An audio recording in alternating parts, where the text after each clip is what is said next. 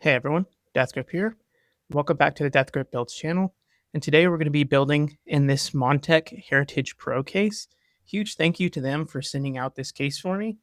They actually saw my Expedition 33 build, and I was using one of their cases in that build, and they liked it so much that they said if I'm planning to use any of their products in the future, just to let them know, and they'll try to do their best to send them to me. I had been looking at building in this case for a while and mentioned it to them. They said, we'll send it out to you for inspiration because I hadn't really decided on what theme I wanted to do. And then I also requested the Hyperflow Silent 360 AIO, and they kindly sent that out as well.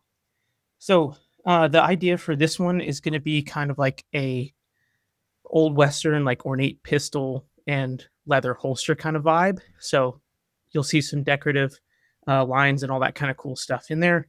As far as the actual parts going in the build, for the GPU, I was able to get this Power Color Hellhound Spectral Right 9070 XT. And then for the CPU, the tried and true 7800X3D. For the motherboard, I got this Aorus B850M Elite Wi-Fi ICE version. So full white, going to complement the build really well. For RAM, I picked up the Patriot Viper kit of 32 gigabytes that clocked at 6,000 megahertz. And then lastly, for the power supply, I got this Montech Titan PLA 750 watt power supply. It's a little bit lower on the wattage for this caliber of a build, but it's platinum rated for the efficiency, so I think it'll hold up quite well. For those of you wondering where the SSD is, I haven't gotten it in the mail yet, and I'm kind of on the time crunch to get this built, so I had to film the intro beforehand, so that's why it's not here. But yeah, let's get started on the build. This was quite the learning process because, first of all, I was originally planning to use a metal stylus to press into the leather to create the design, but I pretty quickly realized that this is fake leather and it was just not going to happen no matter how hard I pushed into it. So I quickly switched up to using a silver paint pen in order to create the design. And I had tried to kind of salvage this transparent vinyl sticker that I made by cutting out the design with my X-Acto knife by hand, and it just took way too long to do it by hand. So I switched it again and loaded up some vinyl sticker paper into my Cricut Maker, had it cut out the design for me, and then laid it back down on the leather.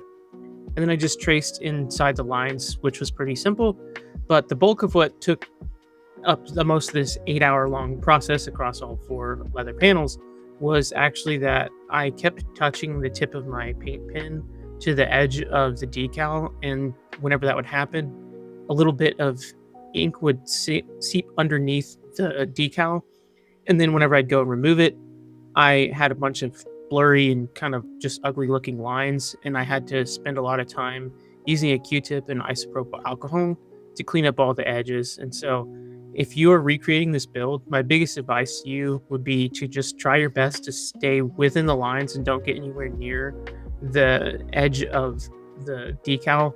As tempting as that is, and as satisfying as it is to see all that build in, whenever you peel off that layer, it's not going to look the same. So just follow my advice there, and you should have less work to do than I did.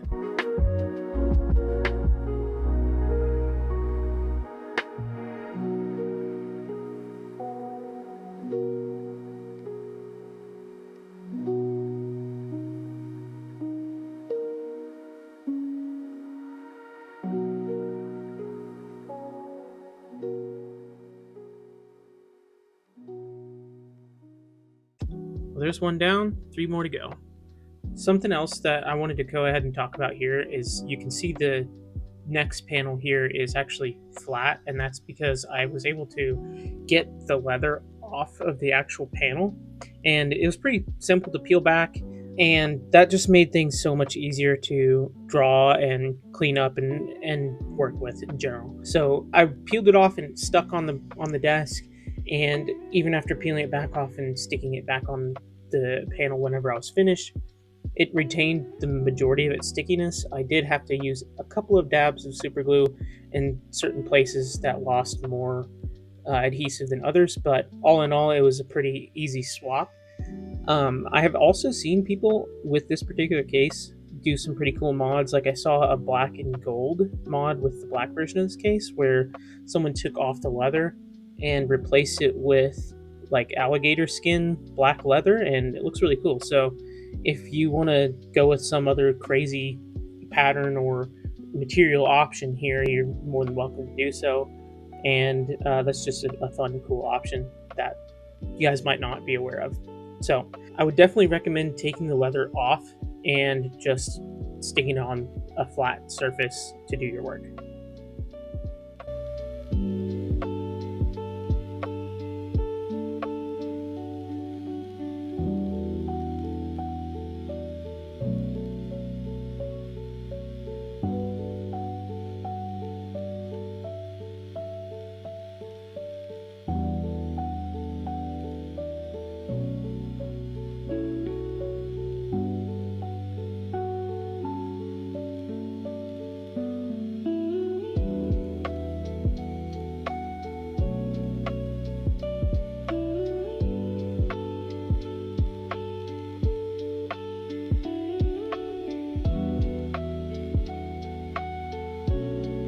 Now all that painstaking work is done, we can move on to making the belt loops that go around the cable combs. I printed these out of clear PETG because I didn't have any silver filament. So if you have silver filament, just print it out of those. But I did clear so that way I could paint over them with a paint pen. I included the file down below for these, and it comes with like all the actual legitimate parts that you would need for a functional belt. So you can just remove the through rods if you want to. That's what I did because I'm not actually using those at this scale. Then we're just going to go and use the cutter for this to make the little leather belt strips. And this was a little bit tricky because the faux leather, which I used, I put a link to that in the description as well. It was just a little bit too wide for the cutter, so you may have to actually trim down the side of the leather to get it to feed through properly. Next, we're going to just use some super glue and use that, put some dabs on the inside of the belt loop, and we can use that to secure it to the leather strip.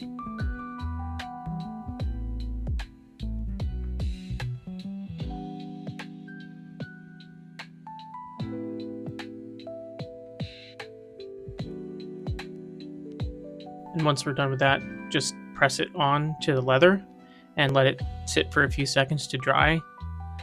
And then a lot of times I was finding myself going back, flipping the belt over, and then adding 2 little dabs of super glue on the back side like you see here. That just kind of helps make sure it stays in place.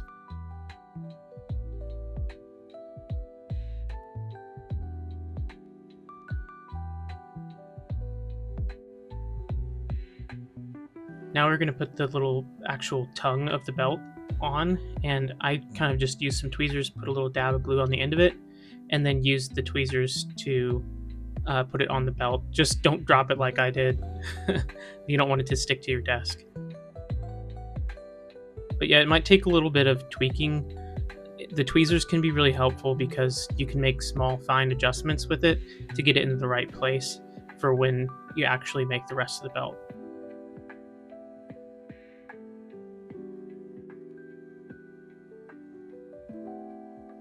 Now we take our cable comb here, and we're just going to put glue on one half of it.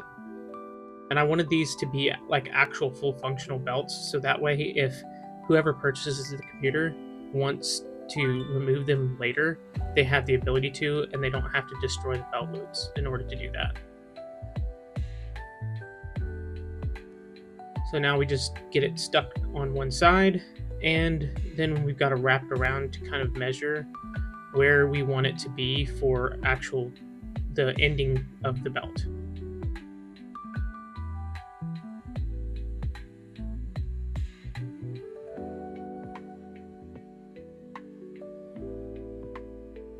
So I kind of eyeball measured it here and then used my fingernail to make a mark in the leather. And then that's where I came back with the scissors and cut the shape of the tip of the belt here.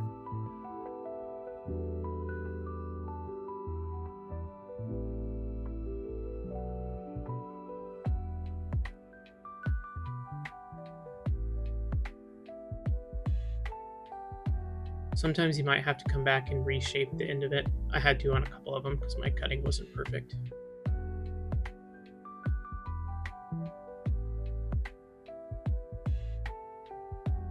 Now we're going to install the actual cable comb onto the cables.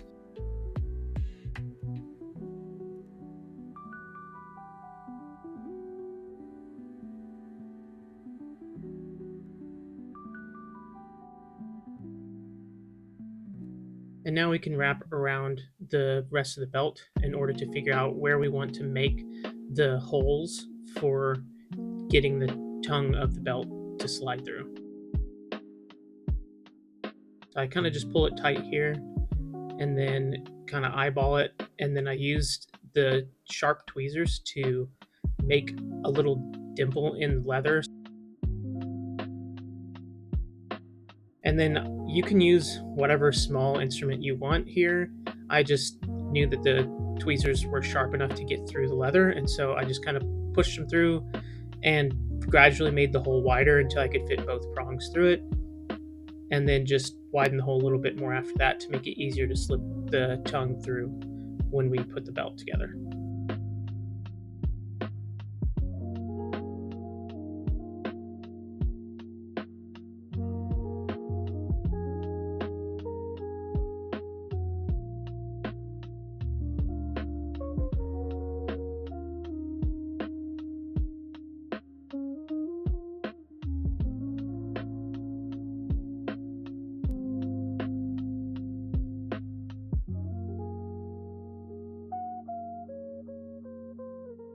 And now that we've finished making the hole, we can use the tweezers again to pull the belt through the loop and get the tongue through the belt loop hole.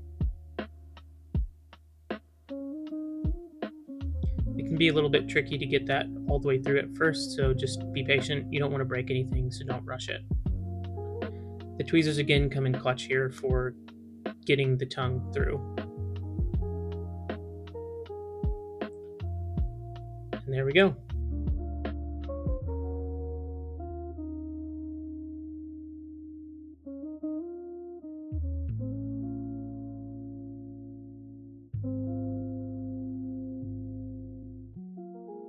Last but not least, I took this silver marker, the same one that I've been using, and it's just one that I picked up from Hobby Lobby.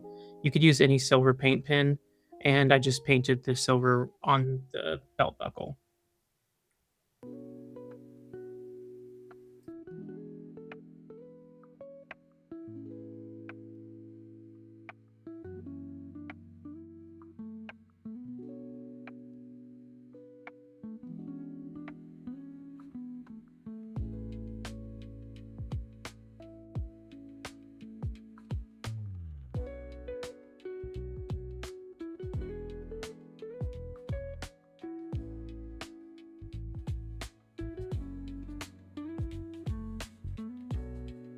Now we're going to tackle the GPU customization.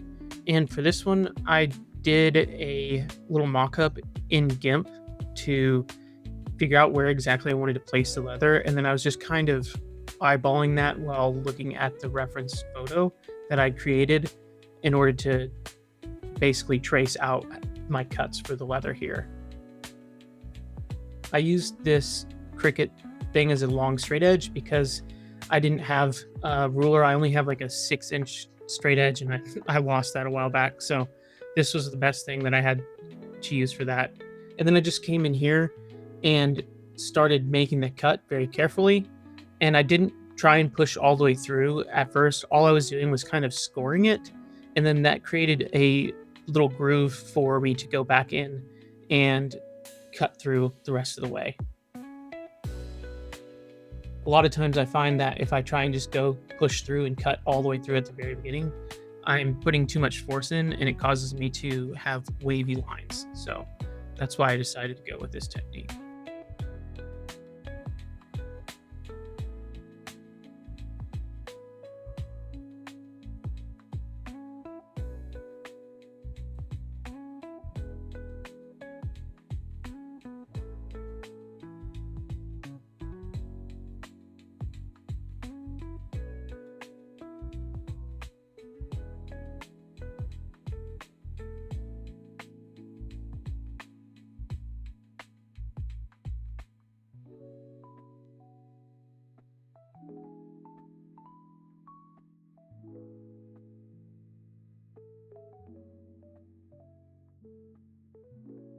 going to mark that back edge of the cut.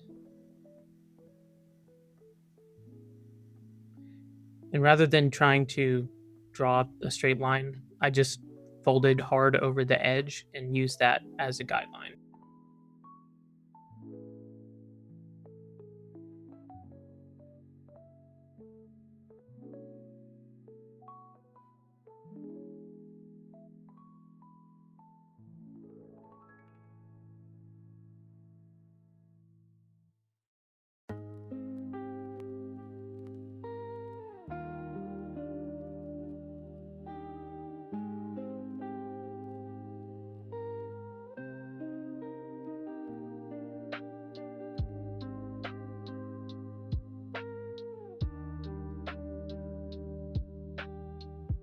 Now I'm going to just double check for fitment to make sure that the leather strip is where I want it to be before I go in and add these magnets. And these are just neodymium magnets you can pick up off of Amazon for really cheap.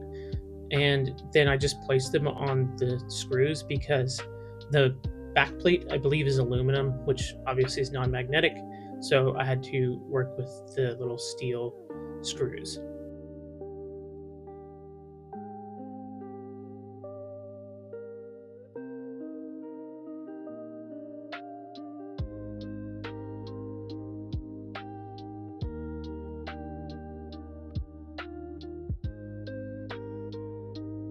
Now I'm just going to put a little dab of super glue on each one of these magnets. That way I'm not trying to place the magnets in the perfect spot on the leather strip. I can just put the leather down on top of the already properly in place magnets.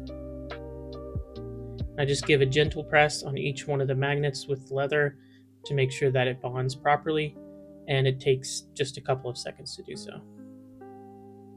Now we're going to go on to this other side, which is obviously a bit more complicated because it has the hole cut out for the GPU airflow to pass through.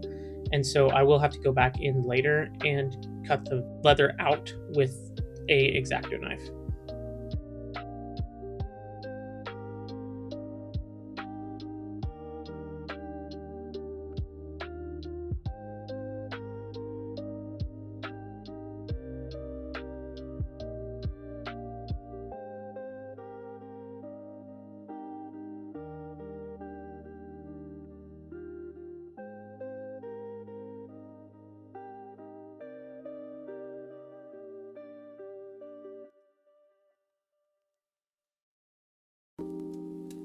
Now I'm going to start cutting away at the leather here, and I just poke my X-Acto knife blade through and use the edge of the metal cutout as a guideline and use that to cut all the parts out.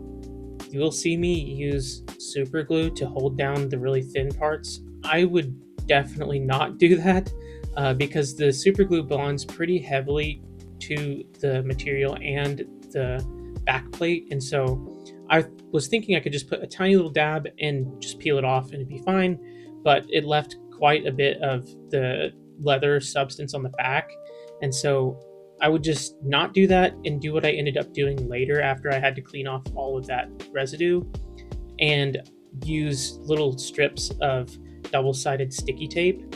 And I just have some M3 adhesive that I use, and I had to cut it into thin strips and then just place that down on the really thin areas to keep everything in place.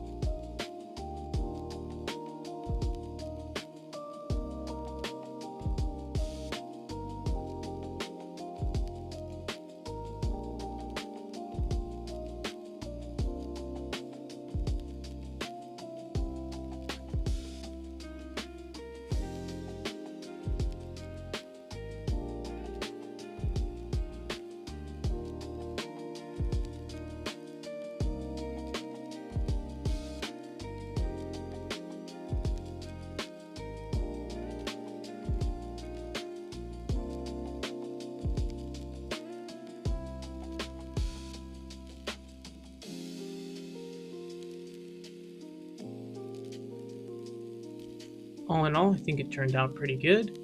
And this just makes it really easy in case the customer ever wants to resell the GPU, because I know that's one of the things that people upgrade the most. They can just easily take this stuff off of here, remove the little sticky tape, and then it's good as new to sell to the next owner. Now we can get on with the actual PC build.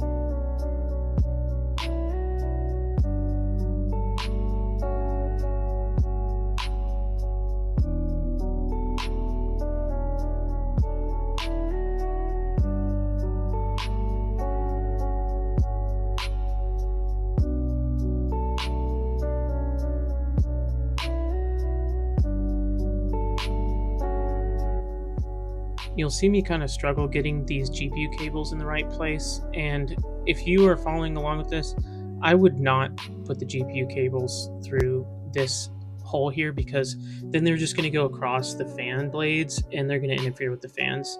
So I ended up rerouting them to the right later, kind of along underneath the power supply, which you'll see later, and I think that's a much better choice anyways. So even if you're not doing this exact build, I think just building this case, that's the right move.